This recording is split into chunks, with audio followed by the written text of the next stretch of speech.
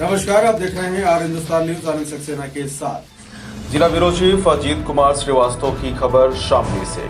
शामली जिले के मशहूर जाने माने और मृदुभाषी डॉक्टर सलीम जावेद जी ने हमारे चैनल आर हिंदुस्तान न्यूज को कुछ बातों से अवगत कराया। आपको बता दें, उनके साथ हमारी एक विशेष मुलाकात हुई और अजीत कुमार श्रीवास्तव जी के साथ क्या मुलाकात हुई ये आप देखें। और आपको बता दें कि इस दौरान उन्होंने बताया कि किन किन परिस्थितियों में एक सामान्य रोगी को सर्जन के पास जाना चाहिए, खान पान में क्या क्या सावधानी बरतनी चाहिए जिससे अच्छा स्वास्थ्य मिल सके। इसी के साथ बोर्ड परीक्षाओं को ध्यान में रखते हुए कैरियर ऑप्शन पर भी विस्तार से चर्चा हुई। इस दौरान उन्होंने बोर्ड परीक्षाओं में बैठने वाले छात्र छात्राओं को अच्छे मार्क्स लाने के लिए पेन लेने के लिए कहा। वो कौन सा पेन है जानने के लिए देखते हैं, आइए जानते हैं कि क्या खास बातचीत हुई। इसी के साथ ही विशेष अनुरोध, ऐसी वीडियो को लगातार देखने के लिए हमारे चैनल आर हिंदुस्तान के साथ आप बने रहिए। मैं अपने चैनल से जुड़े सभी दर्शकों का हार्दिक स्वागत करता हूं और आज एक बार फिर आप सबके प्यार और सहयोग से एक नई ज्ञानवर्धक वीडियो लेकर आपके बीच उपस्थित हुआ हूं। आज मैं उपस्थित हूं शामली जिले के जाने माने चिकित्सक डॉक्टर सलीम जावेद जी के साथ, और इनके बारे में मैं अपने मुंह से क्या कहूं, ये खुद ही अपने बारे में बताने जा रहे हैं। तो ये खास बातचीत हमारे चैनल पर डॉक्टर सलीम जावेद जी के साथ। डॉक्टर साहब, अपने बारे में कुछ बताएं। बहुत बहुत धन्यवाद और स्वागत अजीत जी आपका और आपके दर्शकों का हमसे जुड़ने के लिए।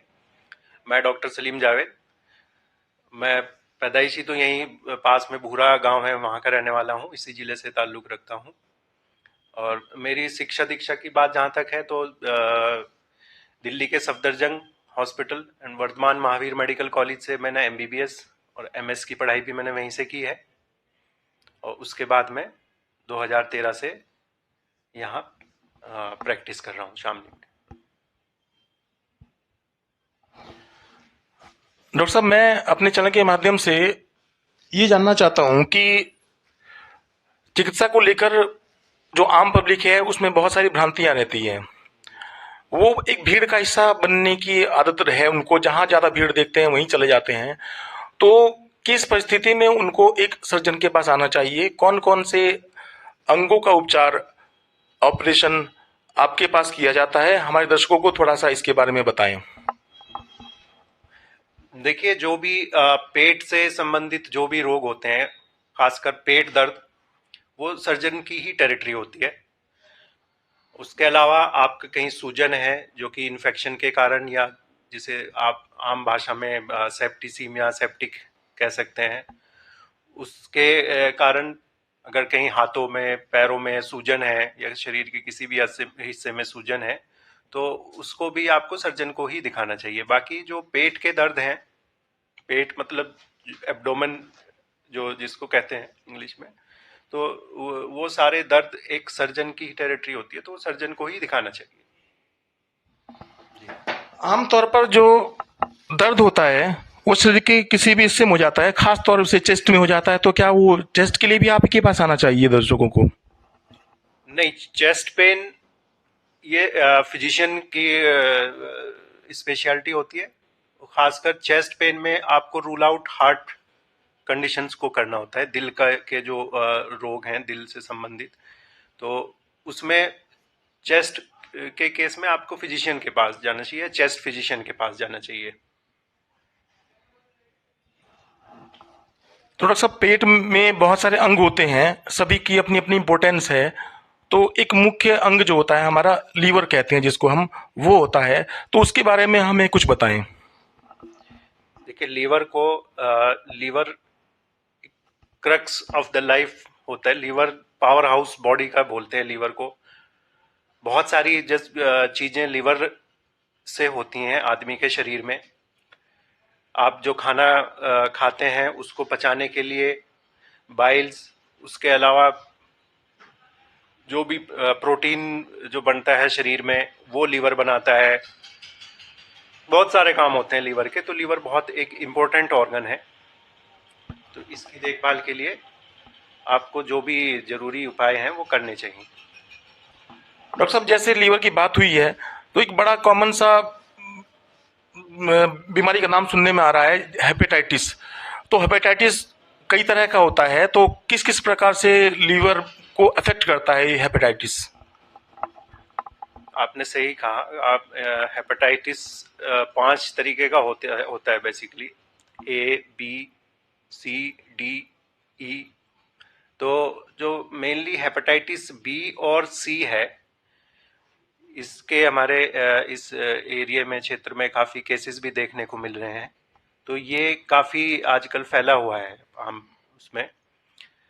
तो हेपेटाइटिस बी और सी के बारे में ये है कि ये जैसे HIV का संक्रमण होता है ना, कि दूषित खून से या सिरिंज नीडल साझा करने से, नीडल्स जो दूर दराज के इलाकों में या गांव में एक दूसरे को लगा देते हैं, तो उससे तो या बॉडी फ्लूइड्स जो होते हैं, ये उससे अक्सर फैलता है। ये खाने पीने से, आम लोगों में जो भ्रांति है, खाने पीने से या छूने से ये नहीं फैलता है। बी और सी जो दूसरे वेरिएंट्स हैं हेपेटाइटिस के, वो खाने से हो सकते हैं। बच्चों में हेपेटाइटिस ए बहुत होता है, बहुत सीरम बिलिरुबिन उनका 15-12 ऐसे पहुंच जाता है।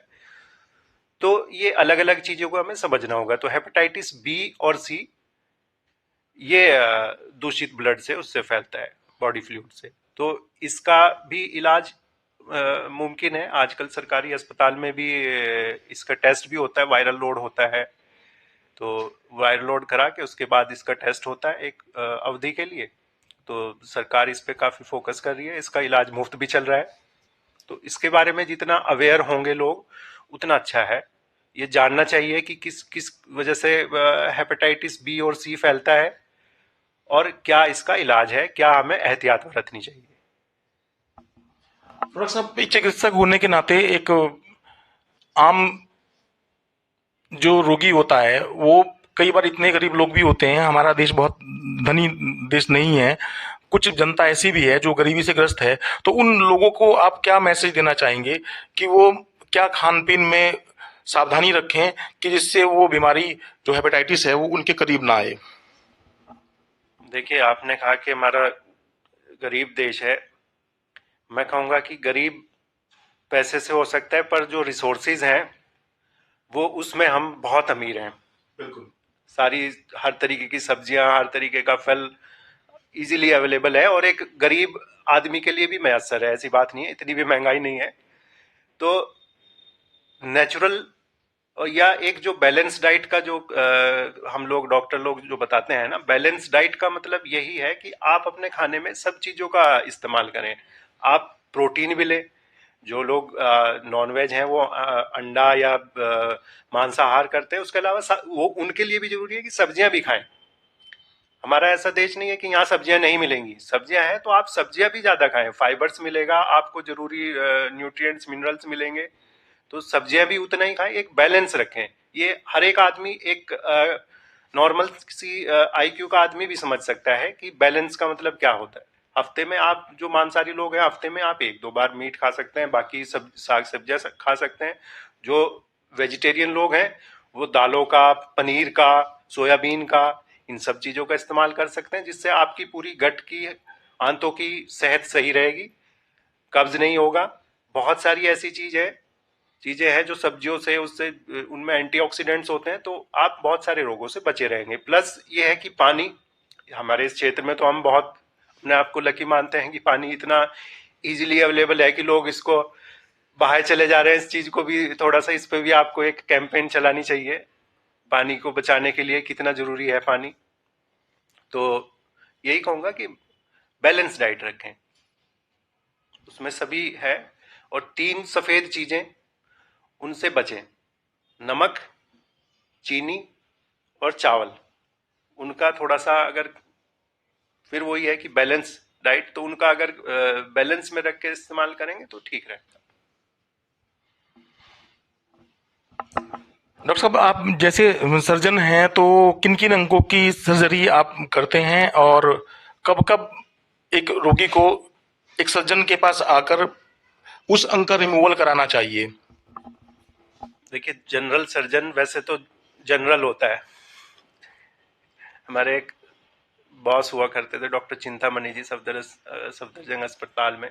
आजकल सुपर स्पेशलिटी का दौर है कि यूरो सर्जन सिर्फ गुर्दे का ऑपरेशन करते हैं और न्यूरो सर्जन सिर्फ ब्रेन से रिलेटेड सर्जरी करते हैं। तो जनरल सर्जन वैसे तो जनरल होता है, पर टेक्निकली स्पीकिंग जनरल सर्जन की जो टेरिटरी होती है वो एब्डोमेन में जो भी आपके ऑर्गन हैं, लीवर में आपकी मवाद होगी, आपका पित्त की थैली हो गया, या कोई आंतें फटी हुई हैं, या हर्निया के जो हर्निया हाइड्रोसिल, लेडीज में जो बच्चेदानी से संबंधित उसमें जो रसोली हो जाती है, फाइब्रॉइड हो जाता है, उससे संबंधित इन्हीं रोगों का इलाज या ऑपरेशन एक जनरल सर्जन करता है।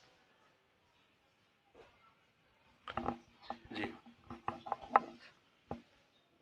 तो मैं समझता हूं कि हमारे दर्शकों को बहुत सारा ज्ञान प्राप्त हुआ होगा। यदि इन बातों का जो डॉक्टर साहब द्वारा बताई गई हैं ध्यान रखें तो एक डॉक्टर के पास आने की आपको कम जरूरत पड़ेगी। हमारी तो यही दुआ रहती है कि आप पहले बीमार ही ना पड़ें, और अगर बीमार पड़ते हैं तो आपको एक अच्छे डॉक्टर के पास जाना चाहिए, क्योंकि अगर आप ऐसे डॉक्टर के पास जाते हैं जो उस क्षेत्र का नहीं है तो वो आपको ठीक करने के बजाय आपको खराब कर देगा और आप ठीक होने में ज़्यादा दिन लगाएंगे, इससे आपका ज़्यादा नुकसान होगा। तो डॉक्टर साहब, आप जो बोर्ड परीक्षाएं नज़दीक आ रही हैं, आप समझते होंगे कि किसी देश को अगर तरक्की करानी है तो उनकी जो युवा पीढ़ी है उसको शिक्षित करना चाहिए, सही मार्गदर्शन मिलना चाहिए। तो आप एक स्टूडेंट के रूप में जब आप पढ़ते थे तो किस तरह की आपकी दिनचर्या रही होगी, और इसी तरह से हमारे इस चैनल के माध्यम से उनके लिए भी दो शब्द कहें। मैं अपने युवाओं से, स्टूडेंट से यही कहना चाहूंगा, देखिए, एक जीवन में रूल बना के रखें कि आपको एक पेन, तो जिंदगी में एक पेन के साथ आपको जीना पड़ेगा, या तो पेन ऑफ डिसिप्लिन या पेन ऑफ रिग्रेट, पछतावे का दर्द।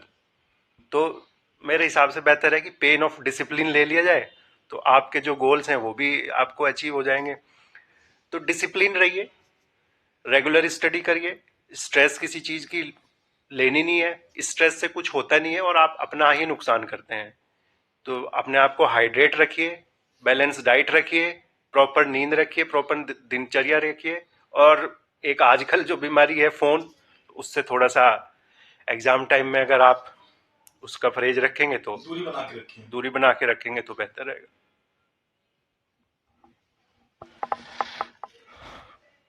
तो छात्रों, आपके लिए भी एक मैसेज दिया है डॉक्टर साहब ने कि आपको हर हाल में डिसिप्लिन लाइफ जीनी है। अगर आपको सक्सेस पानी है, अगर आपको अपना एम अचीव करना है, तो इन्हीं शब्दों के साथ मैं डॉक्टर साहब का अपना कीमती समय देने के लिए शुक्रिया अदा करता हूं, और आशा करता हूं कि पहले की तरह से मुझे आप लोगों से फिर से प्यार मिलेगा, प्रेरणा मिलेगी, जिससे कि मैं एक और नई वीडियो आपके समक्ष ला सकूं।